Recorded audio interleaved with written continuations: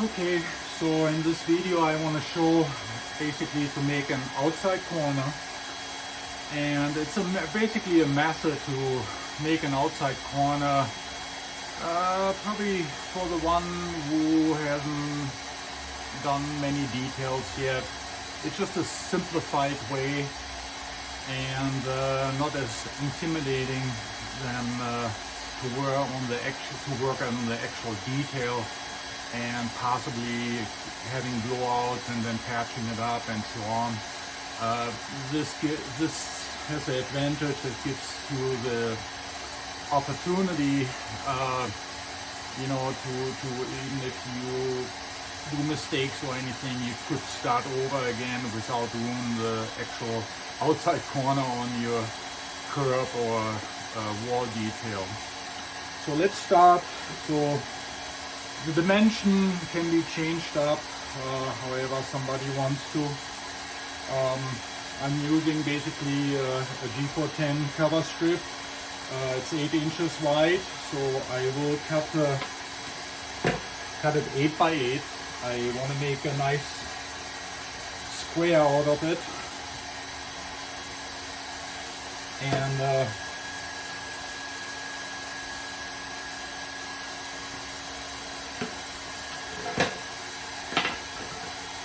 want to determine the center of it.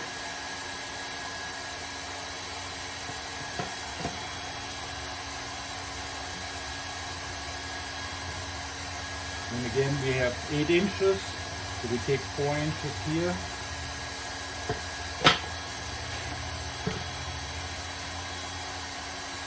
Connecting that, and then we can just cut another piece, 8 inches.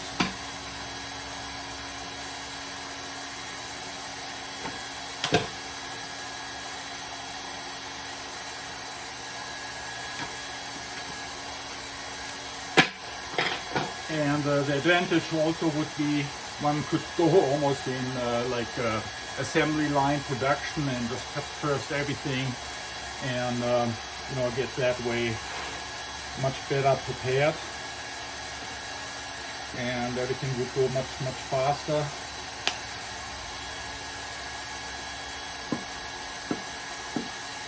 And doing it this way, there are several advantages.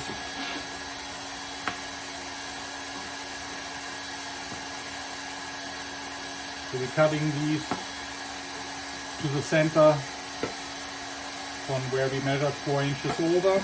If you do it in 6 inches, well, we just take the half and measure just 3 inches over. If you do 10, measure 5 inches and so on. So that basically here would be our base corner. You can also mark then our overlap, the welding part, minimum of 3/4 inch. It's really at this point just a reference mark.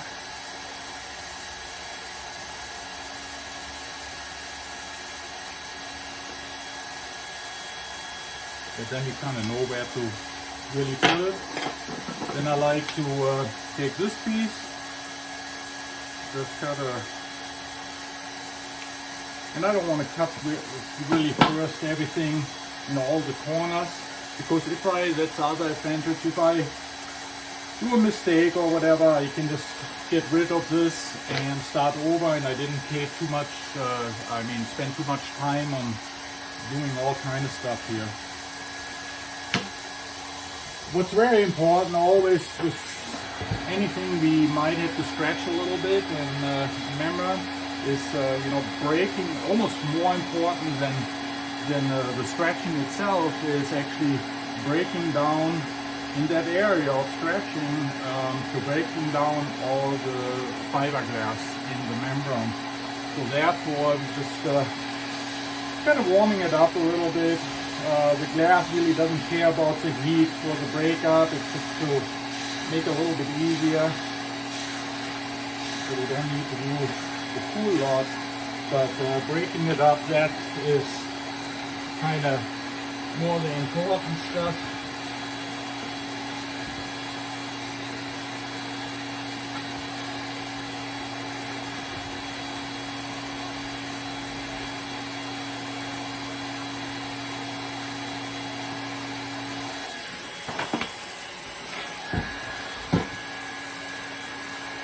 then you do a little bit stretching. And there are many different ways how somebody could do the stretching. You can use stretching tools, or just your hands. Some people like to hold it like this, kind of pulling it like that. Some people, they're going this method.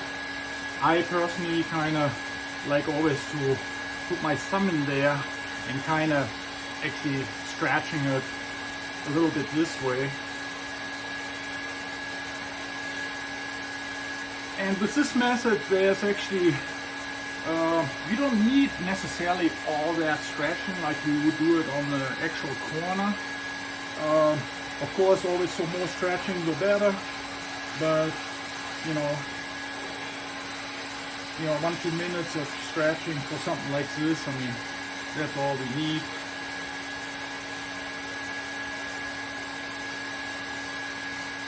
And there you go. So what we want to do now, what makes this really easy actually to work on, and you can just, for example, take a piece of cardboard if you feel safer with that. Put it right there. You're lining this up, making sure we have enough overlap for our corner in this direction. Taking our heat and basically doing a half a pre-weld. You don't want to really finish this whole thing.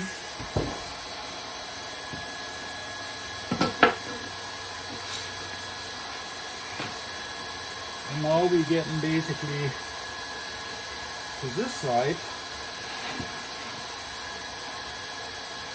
And if you're working on a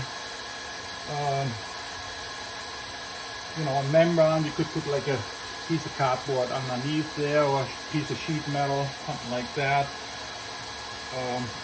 Again, this whole thing gives us the advantage that if you're messing it up now, you could start over again without ruining anything.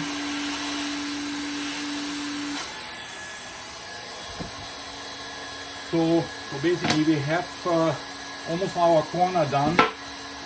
So the other advantage of this now is, where a lot of people struggle, is this area here. So now we can actually flip this down and have our corner right here. And we can just finish all that up here.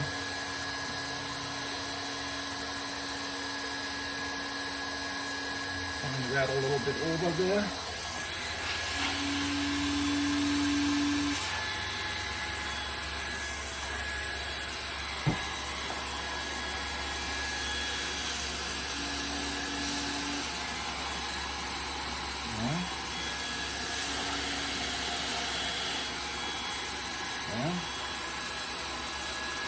And I personally like always working with my hands.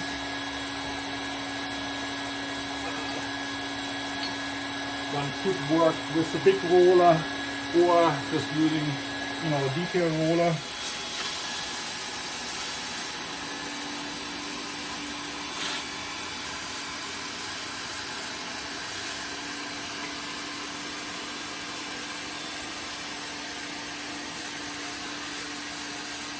And again, if I would now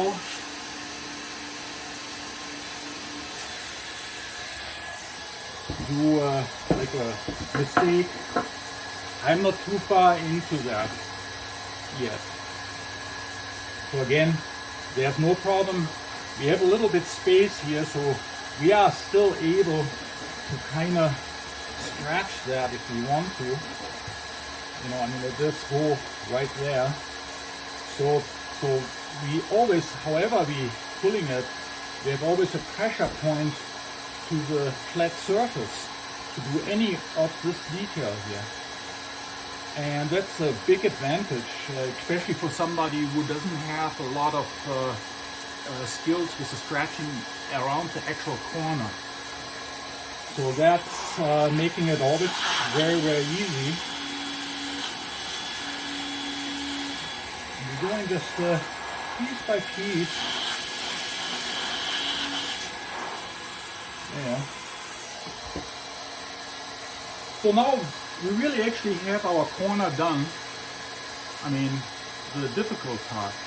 All we have to do now is would finish off these seams. So what we can do now, just trimming it.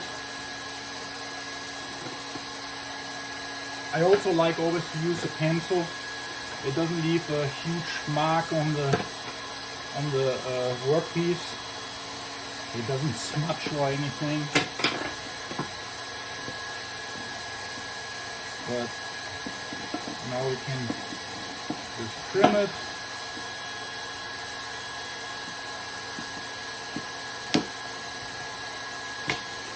And then I like really just nipping this off. Now I see a lot of people always trimming this part here off. I don't see the reason for it. I want to have the material there. I don't want to reduce the material for my detail. So there we go. Again, I first finish this before I make this whole thing pretty. And again, now we could go with a roller in there. Again, I'm kind of like more like a finger guy.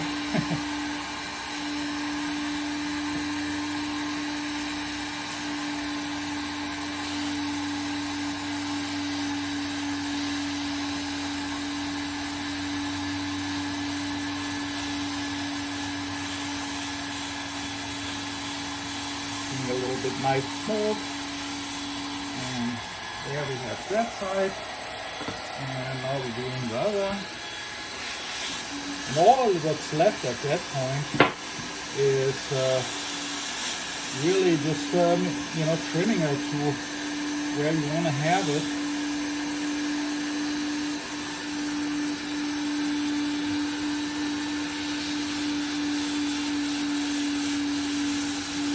You don't need a lot of heat for this kind of work. My gun is just set at 4, but every gun will be different, kind of depending on the how used up it is, what your outlet is, the amperage. So there we have it. That's basically almost finished. All we have to do is now just kind of trimming it a little bit, make it look pretty and easier to weld. It's basically our own pre-manufactured corner.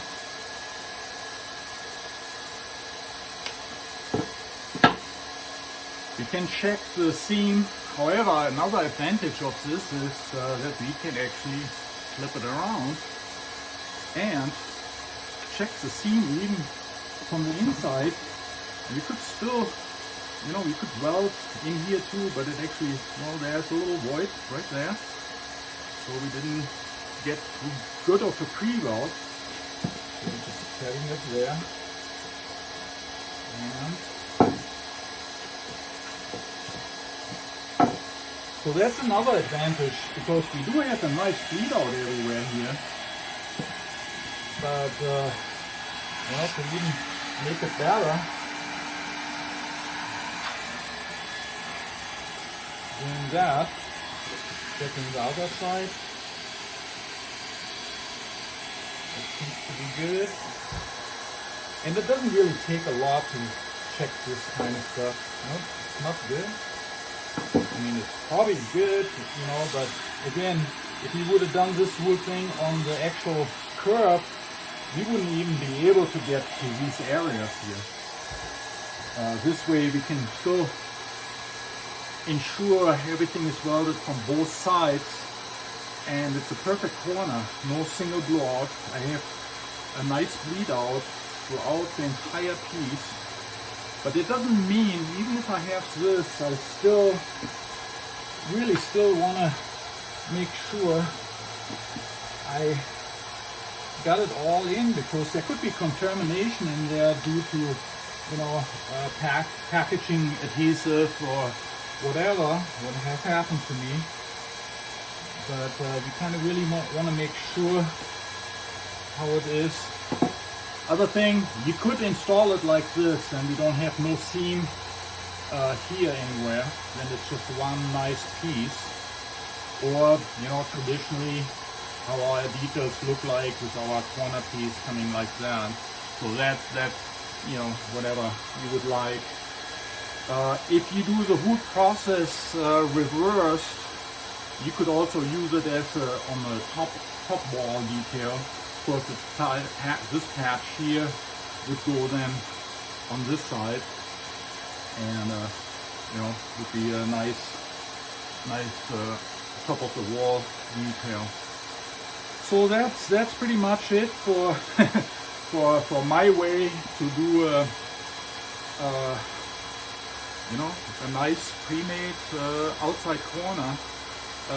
Another really nice advantage to this is let's say you get into the job site, you have 10 curbs, means you have 40 outside corners, but you have still frost up on the roof, or you know, still some snow to remove, or it's summertime and it's 95 degrees out there.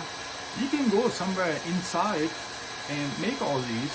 I mean, I'm inside right now here in my garage, and you could make 40 of these, and then the installation goes so much faster when you're up on the roof. So you wouldn't just waste time just waiting around for the frost to disappear, or you know, that rain shower or whatever. So that's an advantage on this as well. You know, it's not you know, a technical advantage. It's more like making use of time advantage. But anyway, so if you would have, you know, if I would have had a blowout again, I could have just tossed that, start over again. To weld this now in place, it would be a piece of cake, just like our regular manufactured corners. But this way, you can do them yourself. Okay, I hope this video will help somebody, and I'm more than willing to show this hands-on on the job site, what I have done quite a few times already, and see you out there.